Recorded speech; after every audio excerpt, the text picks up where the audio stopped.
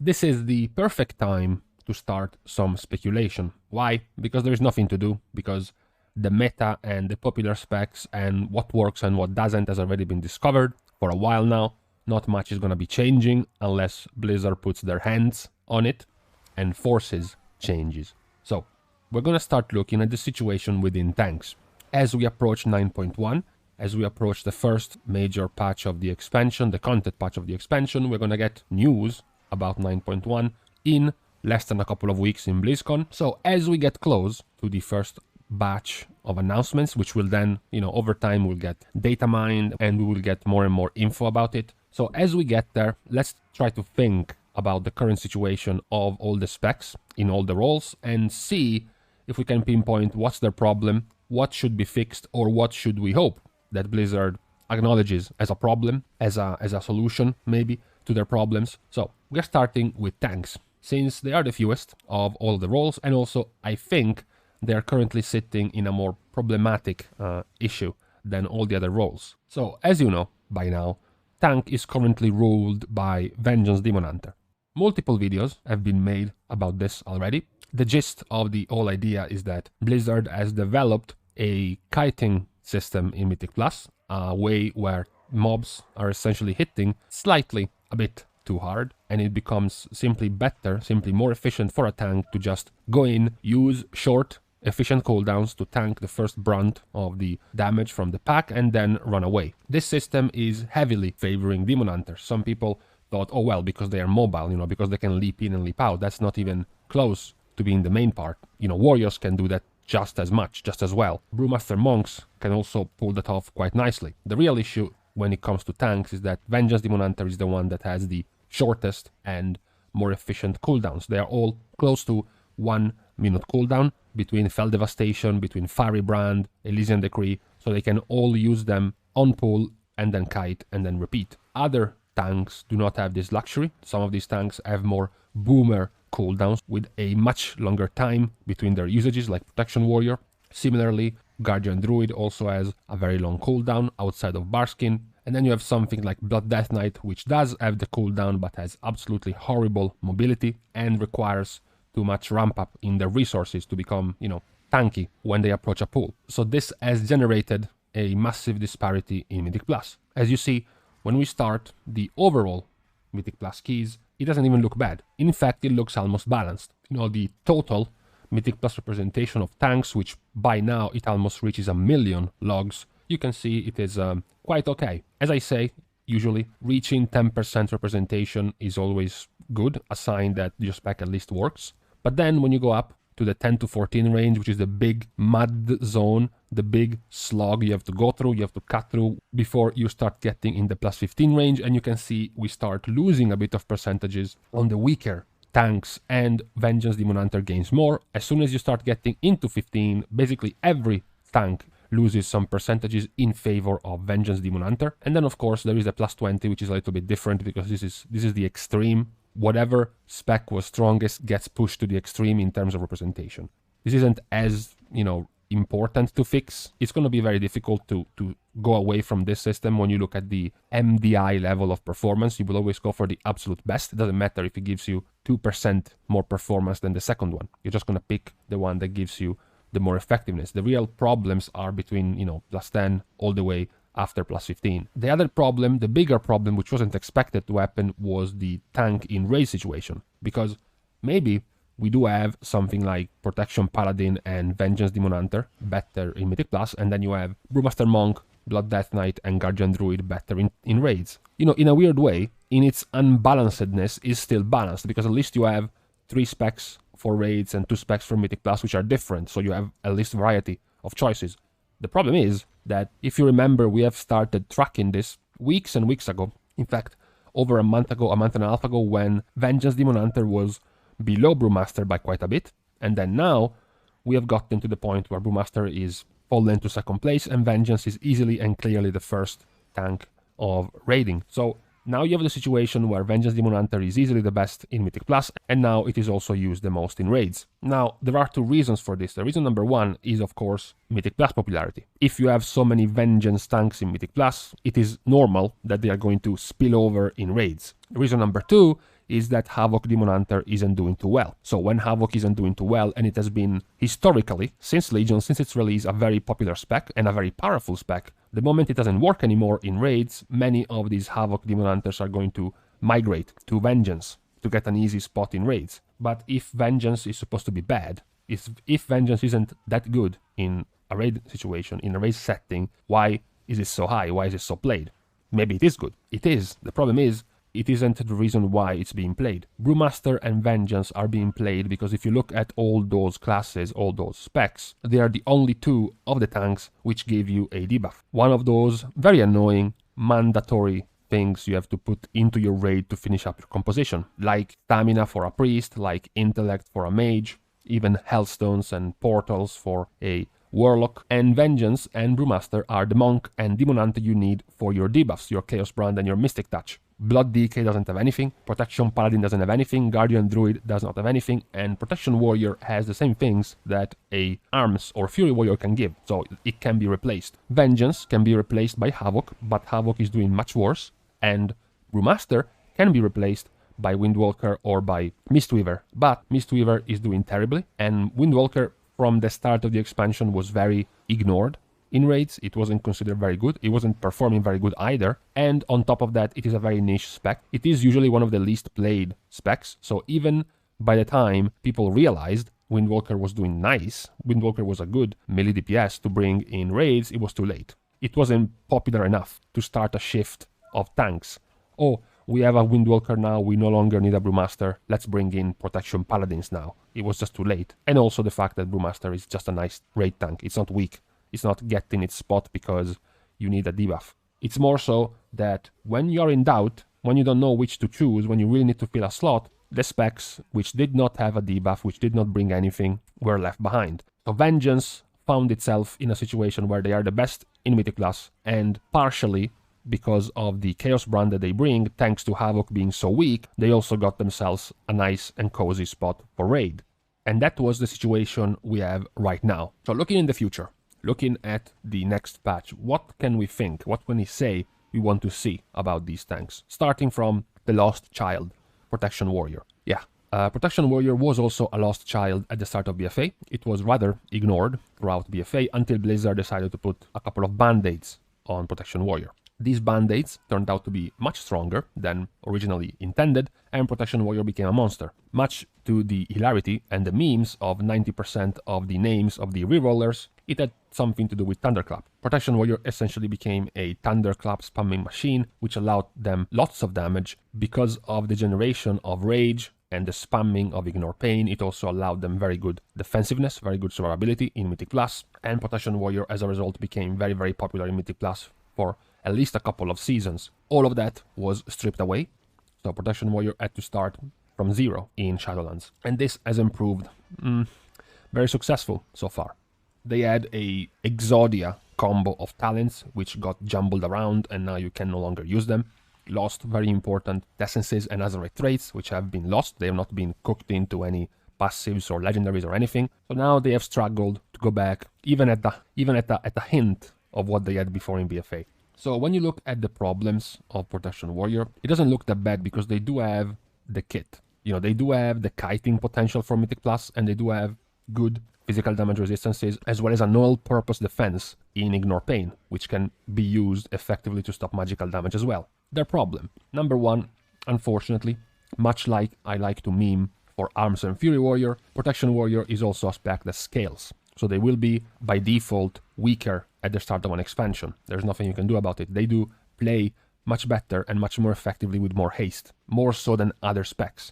Problem number two is their damage. When it comes to Mythic Plus, one important thing for tanks is also damage, and Protection Warrior has lost a lot of it after their board powers were taken away at the end of BFA. And because of the jumbling around, the shifting around of talents, they don't have the option to go for defensiveness and offensive capabilities together at the same time like they could before. Now they basically have to choose, which makes them less effective, particularly in Mythic Plus, where you do want both at the same time. You don't just want to be super tanky like you would in raid encounters. And lastly, you have a problem on the horizon, which might or might not become very relevant in a couple of weeks, which is the double legendary use. Protection Warrior doesn't have any exciting possibilities, exciting combinations when the double legendary will be a thing. Protection Warrior has very disjointed legendaries with very little synergy between each other. They have, in fact, pretty much the worst set of offensive and defensive legendaries of all tanks. They can go for two standalone legendaries, which is the Wall for their Shield Wall cooldown reduction and Thunderlord for their extra Thunderclap damage, but they do not have any synergy between each other. They don't become more effective and more powerful just because you're using them together. So if you were hoping for a Protection Warrior rise, a Protection Warrior surge in power because of legendary combos, that's also out of the window. So the current situation for Prot is that they need outside help. They need to be bailed out from the same position they were in BFA with the same band-aid fixes that Blizzard gave them in BFA. Last time we had Azerite traits and we had essences from Eternal Palace. Now we will need something else. We will need a straight out buff of abilities or reshuffling of talents again to make them more effective. That seems to be the only saving grace for Protection Warrior right now. Then we get the follow-up of Blood Death Knight. Blood Death Knight is an interesting follow-up because Blood Death Knight is currently sitting at the second least represented tank spec in Mythic Plus, only getting lower and lower the higher the key becomes.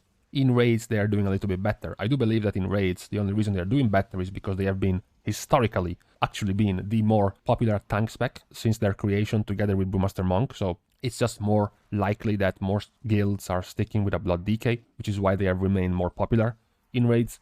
Their problems are kind of similar. Staying back to what I finished with Protection Warrior is the legendary. The options for Blood Death Knight when it comes to double legendaries are not very interesting. Just the fact that they are currently running with Super Strain, which is a completely neutral overall damage increase, already shows you the current problems of Blood DK. They lack lots of damage, and this is the only legendary that gives them a significant damage increase in Mythic Plus for their aggro retention and just more overall damage, but doesn't really work with anything else. This is already a pretty bad start. When it comes to their spec-specific legendaries, they really have nothing that synergizes with anything else. They can individually buff their Death Strike, reduce the cooldown of their Dancing Rune weapon, or reduce the cooldown of their Vampiric Blood, but together they gain no new extra power. They have the issue, when it comes to Mythic Plus at least, of being very squishy on pull. They have the problems where, especially if the dreaded situation occurs where they have to go for a pull and they have no runic power, it's always very sketchy for a Blood Death Knight, which puts them at much higher threat than other tanks. The fact that they have to pull 6 or 7 mobs and they have 10 runic power, in fact, their worst mobility of all tanks doesn't make it better in this regard. And this startup squishiness, coupled with the fact that they don't have any sort of AoE crowd control, heavy AoE crowd control outside of a single mass grip. You know, a Druid could charge in and use Incapacitating Roar. A Monk could use a leg sweep to stun all of the mobs. A Demon Hunter could fear all of the mobs. A Warrior can fear them as well. But a DK can't really do much. They have to run in very slow with no heavy AoE CC in a situation which makes them more squishy and more dangerous to heal when they have no runic power. All of this doesn't bode too well in Mythic Plus. When it comes to raids, they are better. They're not the best tanks, but I guess there are less problems in raids. Their lack of mobility is not as much of a problem in raids. Their lack of CC is not that much of a problem in raids, and their squishiness on low runic power is not that much of a problem in raids either. Not to mention their lack of damage is not too much of a problem in raids either. So all of these problems get piled on in Mythic Plus, which is why they have been losing and dropping popularity in Mythic Plus as well. Now, unlike Warrior though, where I said most of the time their saving grace is going to come from a borrowed power, from a fix by Blizzard, when it comes to DK, I think just a little bit of help in terms of stats, in terms of numbers of their defensiveness, it should be enough. They do remain with an issue of mobility, but I don't think Blizzard is going to change and give everyone mobility just because. So I don't think that's a realistic avenue you can pursue. If you're a DK main, if you think your problem is mobility, you shouldn't really bank on it happening, on it being fixed all of a sudden in the next patch. So you have to look at other fixes. One fix I would think about is that it is actually pretty impressive that Blood Death Knight, with so many cooldowns they can use, they are still one of the squishiest tanks, particularly, I repeat again, on pull, in the first few seconds of a pull. They can pick between Anti-Magic Shell, Anti-Magic Zone, they have Vampiric Blood, they have Dancing Rune Weapon, they have Rune Tap, they have Icebound Fortitude, and yet, with all these cooldowns to choose from, they are still the squishiest. They still have more trouble I think, sorry if I'm talking about pruning, but I think taking away a couple of cooldowns to giving them stronger all-round cooldowns would make the spec also a little bit easier. Blood Death Knight is easily the hardest tank to play in Mythic Plus purely because of this amount of cooldowns. It's not that hard to be a druid and know when to use Barkskin or when to use Incarnation, or a warrior and you have Shield Wall and Last Stand. If you're a Death Knight and you have 7 different cooldowns to choose from, that by default makes your spec more complicated. I would just purge, purge a couple and make a couple a little bit stronger and see if that fixes anything. I don't think though they are in as bad of a situation as Protection Warrior. Now we have the spec that we have to talk the least about, Brewmaster Monk. Brewmaster Monk is fine. Brewmaster Monk is doing fine. So what is there to talk about? They're doing fine in Mythic Plus. They're doing fine in raids. They have the mobility for the kiting required in Mythic Plus. They have the smoothness of damage taken in raid encounters, although it's gotten a little bit slightly worse this time around. But they have gotten also better in Mythic Plus. Their use of Celestial Brew is very, very good, very, very needed in Mythic Plus. They now have actually substantial self-healing, self-defense, which is one of the main issues of Brewmaster Monk last expansion. Number 1, the lack of healing. Number 2, the lack of damage. This time around in Shadowlands they were given Celestial Brew and they were given Expel Harm, which can heal them. They were given a couple extra cooldowns, the baseline Fortifying Brew, the baseline New Zao. Touch of Death can also be used as a pseudo stagger reset.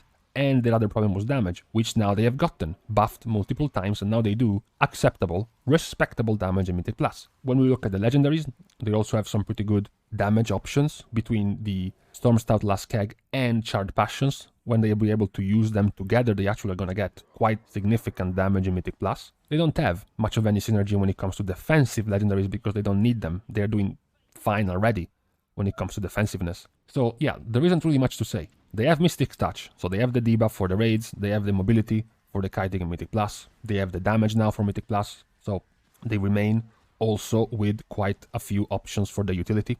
Between Paralyze and Ring of Peace, they already have excellent utility for Mythic Plus, so I would be pretty happy if I were a Brewmaster Monk. I wouldn't be fearing too much any possible changes or hoping for any new changes to be given to my spec as a Brewmaster, so it's all good for now.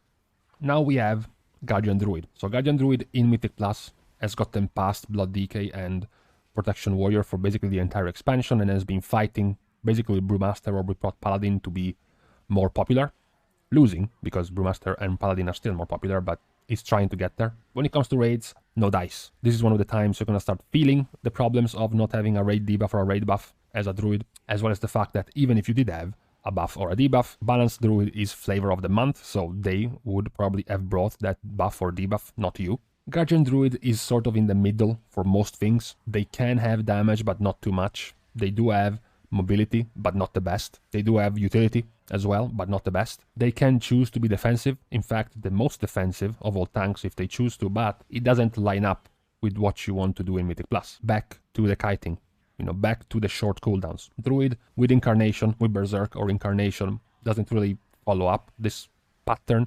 A 3-minute cooldown is a little bit long if you want to do the pulse in Mythic Plus with the kiting mechanic like a Vengeance Demon Hunter can. They can go with the Barskin way of pulling because Barskin with the legendary, with the talents can go lower than 30-second cooldown eventually, so it becomes super effective. But if you go for natural orders with legendary and the Barskin setup, you're going to have much less damage, which is where the double legendary can start sparking some hope for Guardian Druid. As I pointed out when I ranked the legendaries for tanks, Guardian Druid has very powerful options for double legendary. Between Ursoc's Fury Remembered, so their thrash damage and their defensiveness coming from thrash, so from AoE, meaning AoE packs in Mythic Plus, Natural Order's Will for their Barskin defensiveness. You can pair any of these two with Laffa, Infused Embrace, or even more thrash damage. So it does give you quite a bit of hope for the future.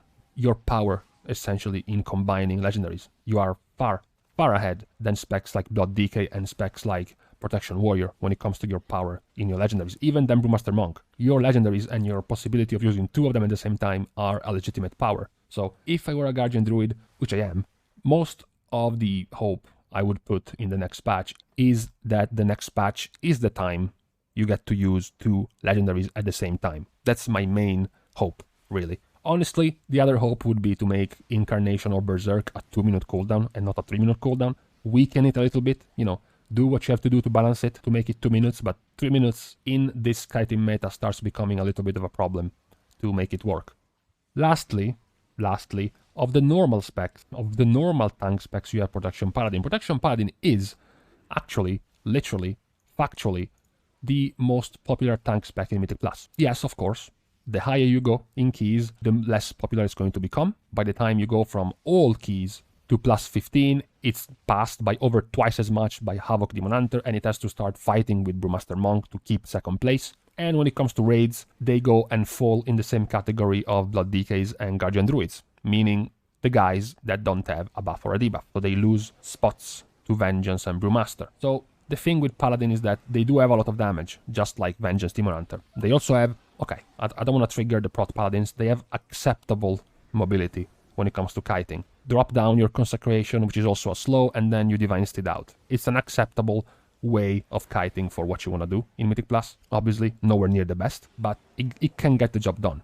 You're not Blood Death Knight levels, basically. So what's the issue? Well, the issue is similarly to other specs I've mentioned already, they lack cooldowns. Unlike Blood Death Knight, that has too many cooldowns and too difficult to use properly at the appropriate time, Prot Paladin basically is just running with Ardent Defender and Guardian of the Ancient Kings, and there is a problem. The problem is that Guardian of the Ancient King has a massive cooldown, and that Ardent Defender is pretty weak, because 20% damage reduction on a 2-minute cooldown is pretty bad. Yes, you can use the conduit, make it active more often, but still, 20% is not enough for you to be doing what you want to do in Mythic Plus, in the types of pools you want to do in Mythic Plus, and outside of Ardent Defender, you just don't have enough ways for you to go pool by pool, pack by pack with strong cooldowns. Yes, as a Paladin, which works for all the specs, you can use things like, of course, Wings, Avenging Wrath as another cooldown, but it isn't as effective when it comes to defensiveness compared to other tank cooldowns. You do a fuckload of damage, you are the most damaging